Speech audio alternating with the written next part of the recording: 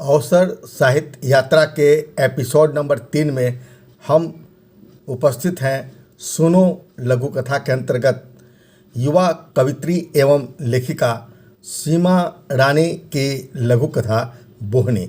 जी हाँ, सीमा रानी की लघु कथा बोहनी। अवसर साहित्य यात्रा। अवसर साहित्य यात्रा प्रस्तुति सिद्धेश्वर। भारतीय युवा साहित्यकार परिषद के तत्वाधान में हम यह एपिसोड आपके लिए प्रस्तुत करते हैं।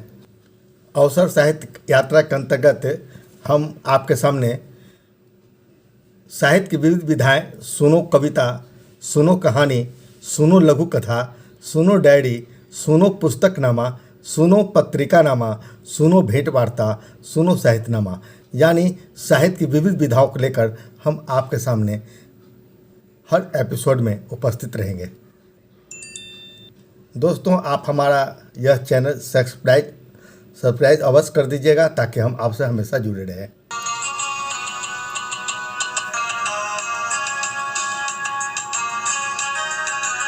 अवसर साहित्य यात्रा प्रस्तुति सिद्धेश्वर। दोस्तों, हमारे प्रत्येक एपिसोड में आप साहित्य की विविध विधाओं से परिचित होंगे। इस चैनल को सब्सक्राइब अवश्य कीजिए ताकि हम आपके साथ नियमित रूप से जुड़े रहें। अवसर साहित्य यात्रा यूट्यूब चैनल पर कृपया आप सब्सक्राइब हमें अवश्य कीजिए। प्रस्तुत के एपिसोड के नए अंक में एक नई रचना।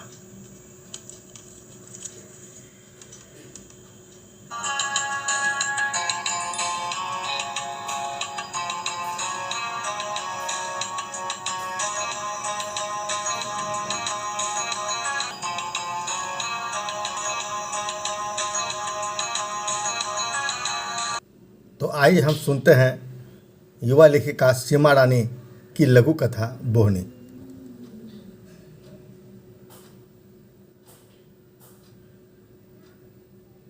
लघु कथा काव्य सम्मेलन में मैं सीमा रानी पटना से अपनी एक लघु कथा के साथ आप सबके समक्ष उपस्थित हूँ।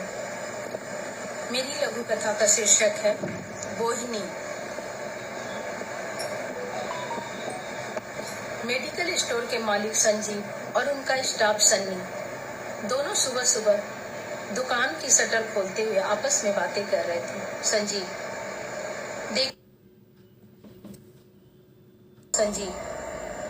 देख बेटा, ऑक्सीजन सिलेंडर कम नहीं होनी चाहिए।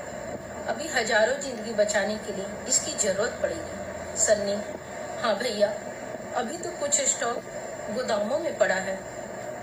संजीव, एक उचित दाम पर सभी को मुहैया करा पाया तो सबकी दुआ मिलेगी। हाँ भैया, सही कहते हैं। यह कहते हुए सन्नी अपने काम में लग गया। संजीव भी हंसते हुए दुकान की काउंटर पर बैठ जाते हैं। ठाई ठाई ठाई ठाई की जोरदार आवाज और 5 गोली दुकान के मालिक के सीने के अंदर। आसपास के दुकान की शटर धड़ाम धड़ाम बंद हो गई। चारों ओर दहशत का माहौल फैल गया। अंदर से सन्नी दौड़ता है। ठाई, एक गोली उसके भी अंदर। संजीव खून से लथपथ वहीं जमीन पर ऐसे गिरे कि दूसरे ही पल शरीर ने हरकत करना ही बंद कर दिया। सोनू 6 गोलियां चलाने के बाद बंदूक हवा में लहराकर बोलता हुआ निकल गया कि साला उचित दाम पर ऑक्सीजन सिलेंडर बेच कर मेरी दुकान की बोहनी तक खा जाता है।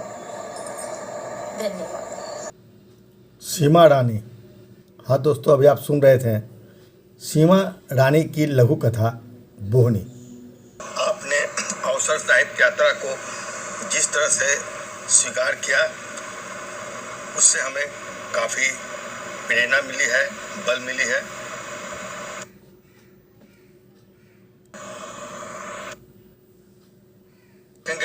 बस आपका सहयोग मिलता रहे। आप हमें सब्सक्राइब करते रहें और कमेंट बॉक्स में आप अपने विचार और सुझाव हमें अवश्य देते रहें और हम यह साहित्य यात्रा आगे भी इसी प्रकार जारी रखेंगे। बहुत बहुत धन्यवाद आपका स्नेह और आत्मीयता के लिए। सिद्धेश्वर का नमस्कार स्वीकार कीजिए। धन्यवाद।